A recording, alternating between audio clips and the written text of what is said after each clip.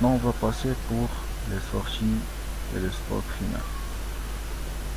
Les sorties, on a comme information,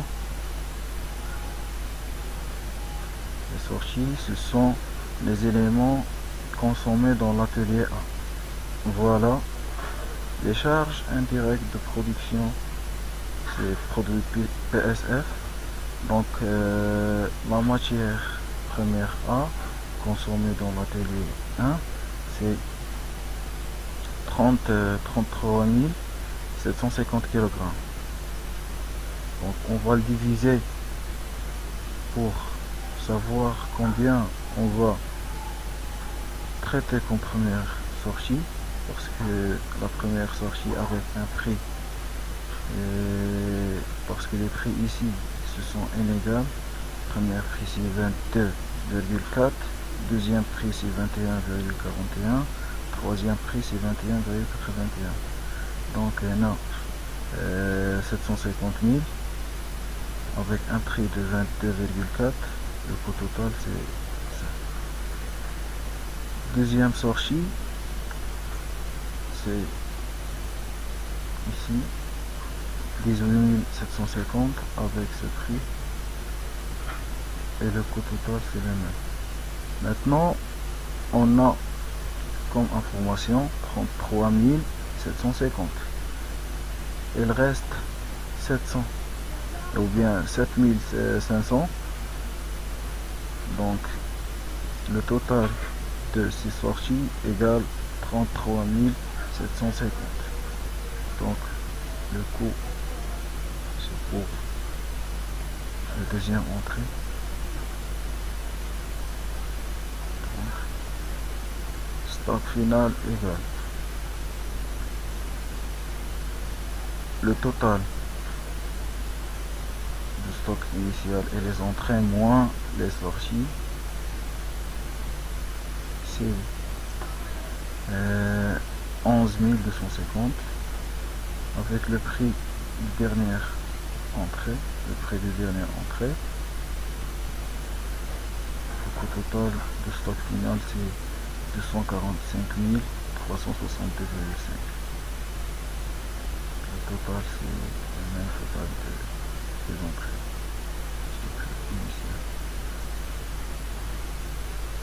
Maintenant on va passer pour calculer le CIP de matière première B. Même principe à suivre, juste que le données ça change.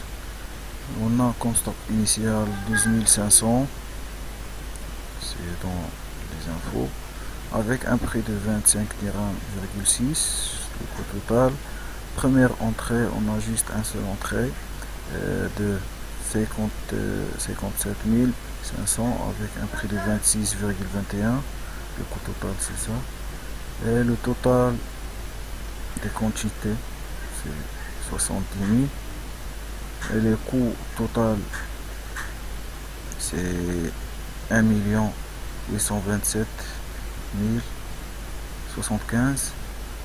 On a ici, on va traiter les sorties, c'est 12 500 la première sortie, et juste comme la méthode FIFO, first in, first out. Sortie, c'est 31 250 avec le prix de 26,21, le coût total. Stock final, c'est la quantité achetée avec le stock initial moins les sorties, égale 26 250. Le total égale égale 60 000. Donc maintenant on va passer pour traiter les coûts de production.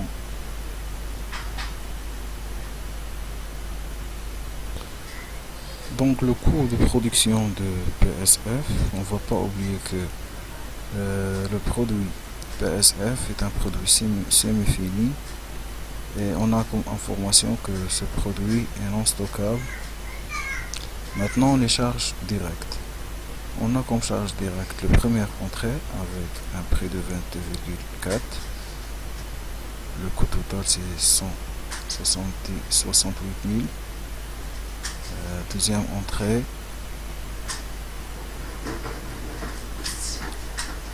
Troisième entrée.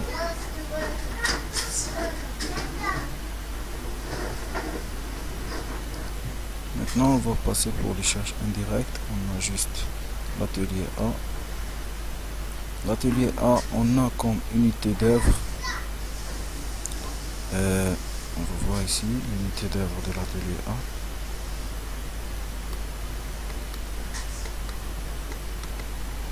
L'atelier A, l'unité d'œuvre, c'est l'heure de main d'œuvre.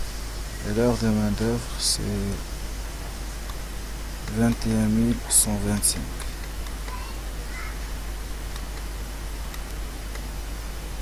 C'est juste ici, avec un prix de 16 dirhams pour l'heure.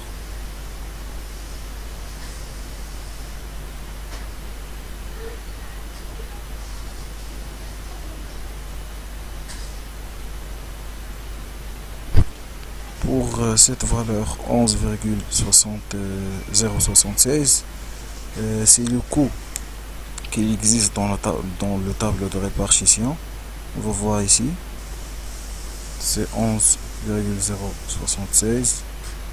Donc le total ici, le total de la quantité produite, on a comme information, l'atelier A il a produit 25 000 produits semi-finis, production du mois de juin.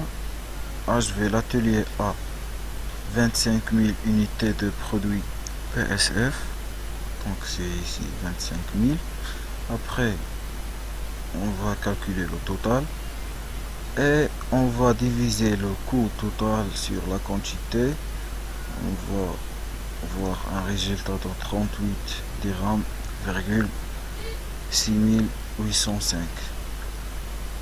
Donc maintenant ce coût est non stockable, donc les produits PSF est non stockable, donc on va pas faire le CIP, on va passer directement au coût de production de produits finis.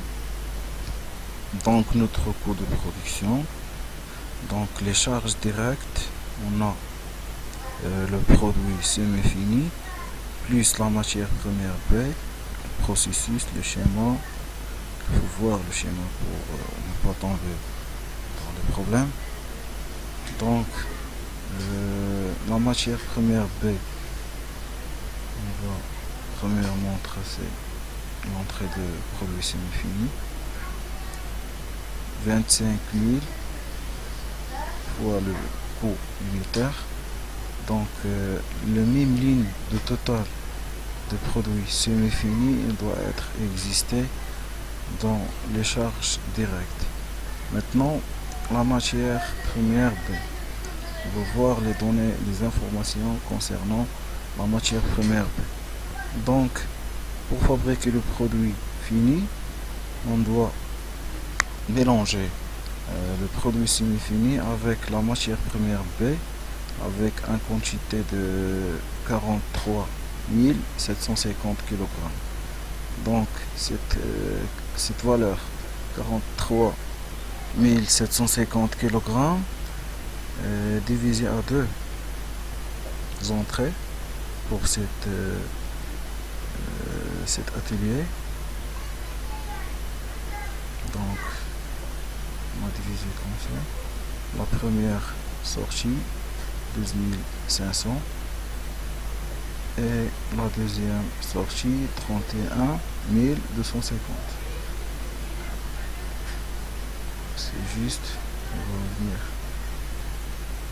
notre CIP, c'est ça. Maintenant les charges indirectes, on a l'atelier B comme charge indirecte.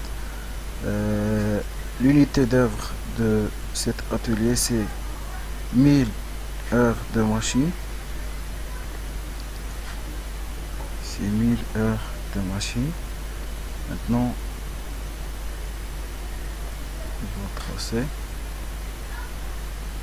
1000 heures avec c'est 256. On va tracer le total.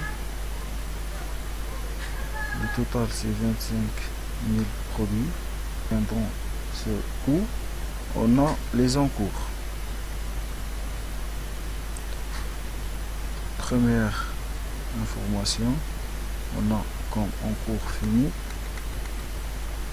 Production du mois de juin, HV, atelier 1, 25 000 produits, atelier B, 23 750 produits finis, en cours uniquement dans l'atelier B. Donc, dans ce mois, on a laissé comme en cours 3750 unités pour une valeur globale de 43 000 ou bien 438 100. Donc ce sont des encours finaux. Et on a également comme information 250 unités en cours dans l'atelier B avec une valeur de 275 000. Donc maintenant on va revenir à notre exercice exactement. On va tracer les encours. Encours initiaux 250 ou bien 2500 en cours avec la valeur 275 000.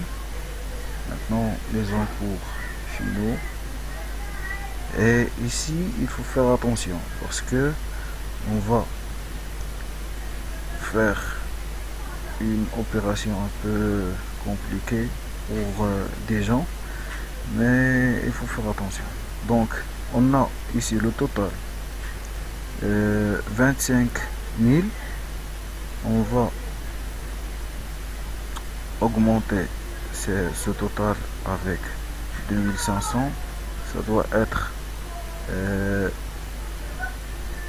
25 000 ou bien 27 500 moins les encours finaux 3 750. On va voir comme résultat 23 750. Donc on a également ici dans la production du mois de juin, on a HV l'atelier B